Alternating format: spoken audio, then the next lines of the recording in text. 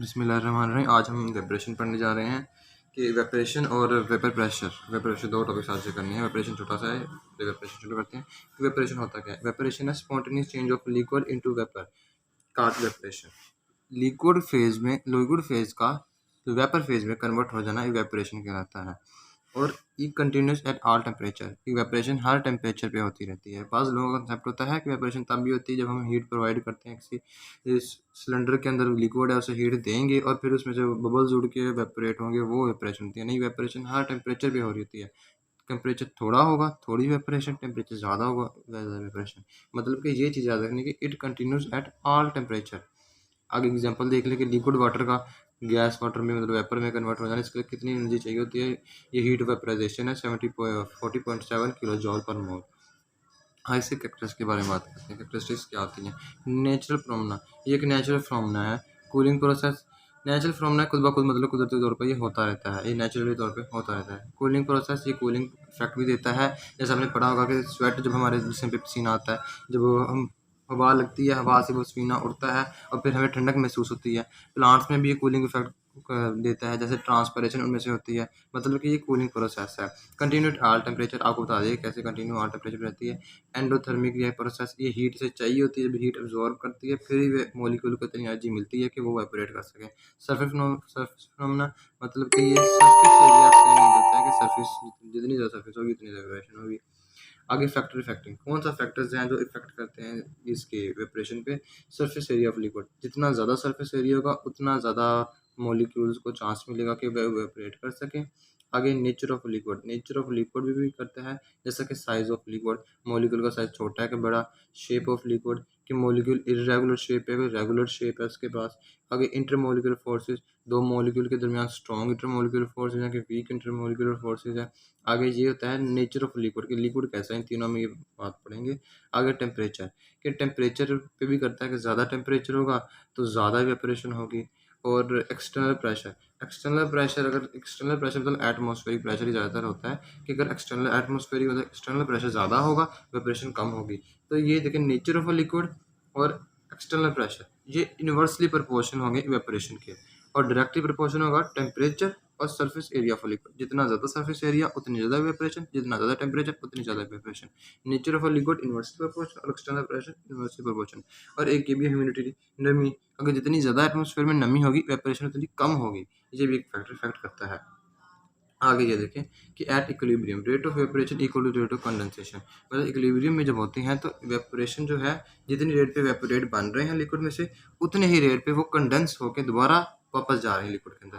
वेपरेशन is surface phenomena, आपको बता दें कि सरफेस एरिया डिपेंड करता है कि कितना सरफेस एरिया से वेपोरेट करना होता है, इसलिए सरफेस फिनोमेना होता है। Well boiling is a property of a bulk of liquid, boiling में हम हीट देते हैं और वो लिक्विड का उड़ना होता है, तो बॉइलिंग के अंदर वो लिक्विड ग्राइंड करता है और इसमें सिर्फ सरफेस एरिया है, सरफेस से इन्होंने वेपरेट करना, इसको चांस मिलेगा वेपरेट करने का। जो एनर्जी ज़्यादा लेगा वो ऊपर आ जाएगा, ऊपर से वो वेपरेट कर जाएगा।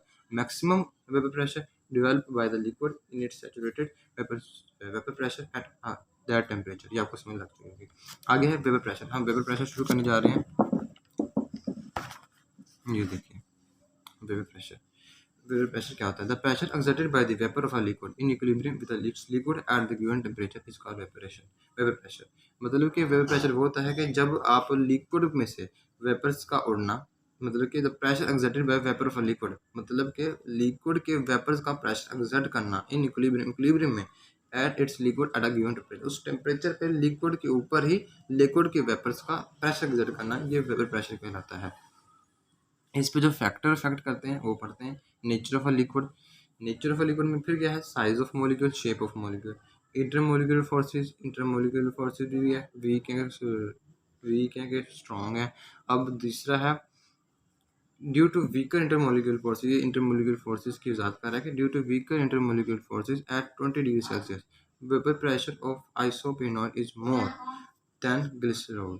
ग्लिसरॉल के मुताबिक आइसोप्रोनॉल का ज़्यादा होगा, क्योंकि उसकी ये क्या है, वीकर मोलिकुलर फोर्सेस कम होती हैं इसमें, उसमें ज़्यादा होती हैं, इसीलिए वो वीकर जो एनर्जी वो लेगा जितनी जल्दी, उसके जो बॉन्ड्स होंगे वो ब्रेक कर जाएंगे, जिसकी वजह से वो ज़्यादा जल्दी ज़्यादा वेपरेट करेगा। आगे है एक्सटर्नल प्रेशर, एक्सटर्नल प्रेशर भी इस पर डिपेंड करता है। अब तीसरी चीज़ कि जो चीज़ें नहीं इफेक्ट करती वेपर प्रेशर पे, नॉट इफेक्ट, वो सरफेस एरिया, के सरफेस एरिया नहीं वेपर प्रेशर में सरफेस एरिया नहीं चाहिए होता। ये वेपरेशन में सरफेस एरिया डिपेंड करता है, लेकिन वेपर प्रेशर में सरफेस एरिया नहीं मैटर करता, वॉल्यूम ऑफ सिलेंडर भी नहीं मैटर करता, और अमाउंट ऑफ लिक्विड कि कितनी अमाउंट में लिक्विड लिया जा रहा है ये भी नहीं। ये तीन चीज़ याद रखनी है कि surface area, volume of container और अमाउंट ऑफ लिक्विड, ये तीनों नहीं मैटर करता। अब ये देख लेते हैं ज़रा पॉइंट में कि बैरोमीटर क्या होता है। बैरोमीटर होता है जो कि एटमॉस्फेरिक प्रेशर को मेजर करता है, और मोनोमीटर क्या होता है जो वेपर प्रेशर को मेजर करता है, उसे मोनोमीटर कहते हैं। आगे ज़रा मोनोमीटर ये वेपर प्रेशर के मुताबिक से आगे आर्टिकल है ये देखिए कि अब ये दिखाया हुआ है मैनोमीट्रिक मेथड है। ये जो वेपर प्रेशर मेजर करने के लिए मैनोमीट्रिक यूज़ किया गया है। इसमें है कि manometer is use to measure the vapour pressure, आपको कुछ बता दिया। आगे thermostat system does temperature can be control by mean of knob, ये आप देख सकते हैं थर्मोस्टेट ये है थर्मोस्टेट। इसमें आप कूलिंग मटेरियल रखेंगे तो लिक्विड को कूल करेगा, इसमें आप हीटिंग गर्म मटेरियल रखेंगे तो लिक्विड को हीट करेगा, तो ये यूज़ किया जाता है। अगर ठंडा करना हो लिक्विड तो इसमें कोई कूलिंग मटेरियल रखेंगे, गर्म करना हो तो हॉट मटेरियल रखेंगे ताकि वो हॉट कर देगा। टेम्परेचर यहाँ से मेजर किया जाता है कि कितना टेम्परेचर रिक्वायर्ड होता है, उस हिसाब से टेम्परेचर करता रहता है। Vacuum is created by vacuum pump, ये वैक्यूम पंप यहाँ साइड पे इसके लगाया जाता है ताकि यहाँ से हवा को निकाल के बिल्कुल हवा यहाँ से निकाल ली जाए। आगे आपको मैं बताता हूँ, ये लाइन पढ़ लें बस। Liquid is frozen then melted and air is removed. कैसे? पहले हम यहाँ थर्मोस्टेट के अंदर कोई कूलिंग मटेरियल रखेंगे, कूलिंग मटेरियल रखने की वजह से लिक्विड कूल हो जाएगा, फिर यहाँ से वैक्यूम पंप ऑन कर देंगे, वो सारी हवा अंदर से निकाल लेगा।